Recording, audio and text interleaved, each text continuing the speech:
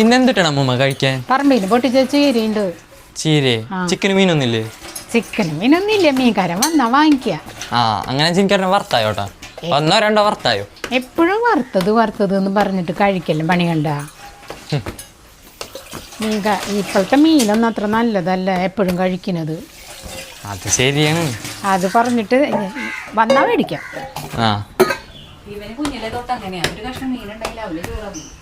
അമ്മൂമ്മയുടെ ഒക്കെ ചെറുപ്പകാലത്തെ പുഴയിലത്തെ മീനാ കിട്ടുക.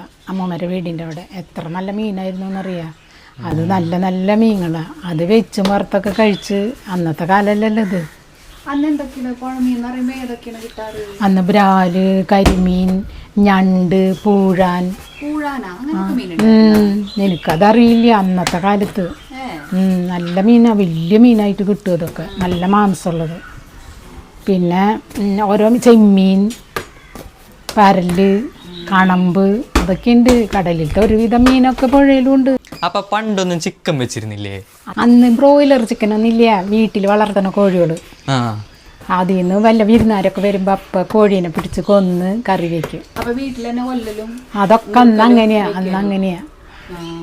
ഇന്നത്തെ പോലെയല്ല. ഇന്നിപ്പോ നമ്മ വല്ലവരും വന്നു കഴിഞ്ഞ് ഓടി പോയിട്ട് ചിക്കൻ വാങ്ങിക്കല്ലേ ചെയ്യാ. കൂട് നിറയെ കോഴി ഉണ്ടാവും. അപ്പൊ വിരുന്നാര് വരിക, കോഴീനെ പിടിക്കുക, കൊല്ലുക, വെക്കുക. അതൊക്കെ തന്നെയായിരുന്നു അന്ന്.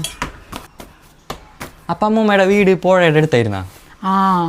അമ്മൂമ്മയുടെ വീട് പുഴയുടെ അടുത്തായിരുന്നു. അതിലെ പുഴ മീനൊക്കെ ഇങ്ങനെ കിട്ടിയിരുന്നേ. അമ്മൂമ്മയൊക്കെ അലക്കാനും കുളിക്കാനും എല്ലാത്തിനും ചെറുപ്പത്തിലെ അമ്മൂമ്മയും അമ്മയൊക്കെ കൂടെ പുഴയിലെ പോകാറ്. ഇപ്പോഴല്ലേ വീടിന്റെ ഉള്ളിൽ ബാത്റൂമൊക്കെ ആയത്. അന്ന് അതൊന്നും ഇല്ല. ബാത്റൂം ഒന്നല്ല, വീട്ടിലൊന്നും ഇല്ല. എല്ലാത്തിനും പുഴയിലേക്ക് ഇവിടെ കുളിക്കാനും അലക്കാനും ഒക്കെ എത്തിനും.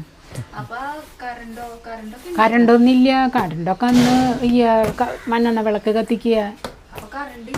വെള്ളം ഇല്ല, പൈപ്പ് വെള്ളം അതിനൊന്നുമില്ല. വെള്ളോടത്തൊരു കുള കിണറൊക്കെ ഉണ്ടാവുള്ളൂ. പണ്ടത്തെ കാലം അതാണ്. ഇപ്പം എല്ലാ സൗകര്യങ്ങളും നമുക്ക് ആയില്ല.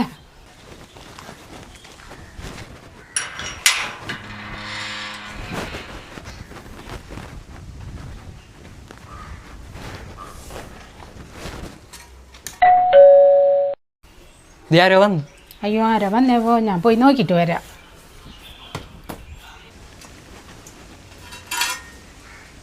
മനസ്സിലായില്ല. ഇവിടെ പണി ഉണ്ടെന്ന് പറഞ്ഞേ സുകുമാരി ചേട്ടൻ. ആളോട് ഞാൻ പറഞ്ഞിരുന്നു. അപ്പൊ എവിടെയായിട്ടാണ്? അതെവിടെ അങ്ങോട്ട് പോയി. അത് അവിടെ ഉണ്ട്, പോയി നോക്കിയേക്കണം. കാണിച്ചു തരാം. നിന്നെ ഒരു മിനിറ്റ്. എന്തെന്താ പേര് പറഞ്ഞ്? രാജൻ. എവിടെ വീട്? മാളയില്. ഗൾഫിലുണ്ടായിരുന്നാ? നല്ല കണ്ടുപരിചയുണ്ട്. അതെ. അന്നെ കണ്ടിട്ടുണ്ടോ? എനിക്ക് കുറേ ഓർമ്മയുണ്ട്, പക്ഷെ ആളെ വ്യക്തമായില്ല. എൻ്റെ പേര് മാലിനി. അശോകൻ ചേട്ടൻ്റെ ഭാര്യ. നമ്മ തൊട്ട് റൂമിലല്ലേ താമസിച്ചിരുന്നേ, ഫ്ലാറ്റില്. മനസ്സിലായി.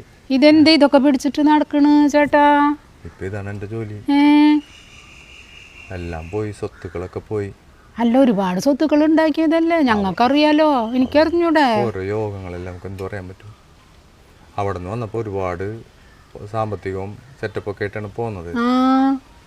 അറിയാലാ, എനിക്ക് ആകെ ഒരു മോളല്ലേ ഉണ്ടായിരുന്നു. അത് ഞങ്ങൾക്ക് അറിഞ്ഞൂടെ, എല്ലാം അറിയാം. മരുമൺ നല്ല ബിസിനസ് ഒക്കെ ആയിരുന്നു. പിന്നെ ഓരോ കാര്യങ്ങൾക്ക് വേണ്ടി ലോണും കാര്യങ്ങളൊക്കെ എടുത്ത് വീടും പറമ്പൊക്കെ പണയത്തിലൊക്കെ വെച്ച് ഒക്കെ ബാങ്കുകാർ സാമ്പത്തികമായിട്ടൊക്കെ ആകെ പോയിപ്പാ. ജീവിക്കാൻ വേണ്ടി കൂലിപ്പണി എടുക്കണം. ഇങ്ങനൊരവസ്ഥയിൽ കാണാൻ പറ്റുമെന്ന് വിചാരിച്ചില്ലേ ദൈവേ. ഇങ്ങനെയൊക്കെ യോഗം അല്ലാണ്ട് നമുക്ക് എന്ത് പറയാൻ പറ്റും.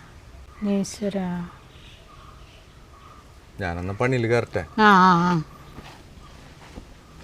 അയ്യോ, മനുഷ്യന്മാരുടെ ഒരേ അവസ്ഥയെ ആലോചിക്കാൻ വയ്യ. ആരമ്മ വന്നത്? പണിക്കാരൻ വന്നതാ. അത് കണ്ടിട്ട് എനിക്ക്, നിനക്ക് ഓർമ്മയില്ലേ ദുബായിൽ നമ്മുടെ റൂമിന്റെ അടുത്ത് താമസിച്ചിരുന്ന രാജൻ ചേട്ടനെ? രാജനങ്ങളല്ലേ? ആളിനാ വന്നേക്കണത് പണിക്ക്. പണിക്കാരനായിട്ട് റിച്ചാന്ന് പറഞ്ഞിട്ട് അതെല്ലാം നഷ്ടപ്പെട്ടെന്ന് പറയുന്നത് നാട്ടിൽ വന്നിട്ട്. അയ്യോ, കഷ്ടം. ഉണ്ടാക്കിയത് മുഴുവനും നഷ്ടപ്പെട്ടു. ഒന്നുമില്ല. ഇപ്പൊ ഈ പണിക്ക് നടക്ക, പറമ്പിൽ പണിക്ക്. എനിക്ക് കണ്ടിട്ട് എനിക്ക് വിശ്വസിക്കാൻ പറ്റിയില്ല. എന്താ മനുഷ്യന്റെ അവസ്ഥ ഇതൊക്കെ തന്നെ. എന്താ ചെയ്യാ? അമ്മ ഇരിക്കും, ഞാൻ അമ്മയ്ക്ക് കുറച്ച് വെള്ളം തരാം. അമ്മ ആകെ ടെൻഷൻ അടിച്ച്. ദൈവമേശ്വര. കയ്യിലുള്ള എല്ലാ പണവും ഇറക്കി ബിസിനസ് ചെയ്യാൻ ശ്രമിക്കരുത്. ചിലപ്പോൾ വൻ നഷ്ടം സംഭവിച്ചേക്കാം. നാളേക്കൊരു കരുതൽ അത്യാവശ്യമാണ്, അതെന്തായാലും വേണം.